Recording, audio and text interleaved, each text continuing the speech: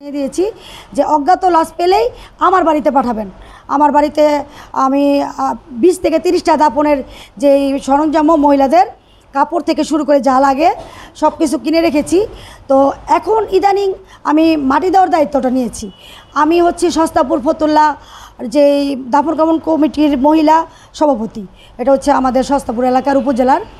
তো আসলে মানুষ আমার সন্তান আমাকে মাটি দিবে, এটা সব মায়েরই আশা থাকে, কিন্তু আল্লাহ যদি আমার নসিবে লিখে থাকে যে আমার মৃত্যু চিটাগাং হবে, আমি রাস্তা পার হচ্ছি, একটা বাইক বা যে কোনো একটা প্রাইভেট কার আমার উপর দিয়ে চলে গেলাম, মারা গেলাম, তো আমার এটা দেখে মানুষ যেন এই কাজগুলো করে যে আমার বাড়িতে নিয়ে আসবেন, গোসল করে আমি তাকে স্বয়ংসম্পূর্ণ যেভাবে দাফন কাফন জানাজা দেওয়া হয়, মাটি দেওয়া হয়।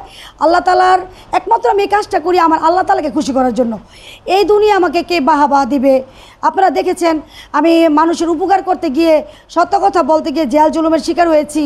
আমি অনেক দিন জেল খেটেছি এবং লাখ লাখ টাকা জরিমানাও দিয়েছি। তারপর আমি কিন্তু পিছনে ফিরে তাকাই নাই যে না, কেন আর আমি এগুলো করব, বরঞ্চ আরও আমি ভয়ঙ্কর জিনিস নিয়ে আগাচ্ছি। যেমন আমার গত সপ্তাহে যে লাশটা আমরা গোসল করাইলাম, আমার সাথে যারা ছিল তারা কেউ ধরতে রাজি না, কারণ তার মাথার খুলিটা পুরাটা উঠানো, অনেক বড় বড় করে সেলাই দিছে, হা করে আছে, বুকটা পুরো ফাড়া, কলিজা গুর্দা এগুলো যে কী যেন বলে পরীক্ষা করার জন্য রেখে দিয়েছে। হ্যাঁ, তো ওরা ভয় পাইতেছে যে আপা কীভাবে এটা করব। তো আমি ওদের বললাম তোরা পায়ের অংশে থাক, পুরা মানে মাথার অংশ আর এই বুকটা আমি দেখব। তো আমি আমার মানে সাহসটা হলো কিভাবে, যে আমিও তো একদিন মারা যাব, যে কোনোভাবে মারা যেতে পারি।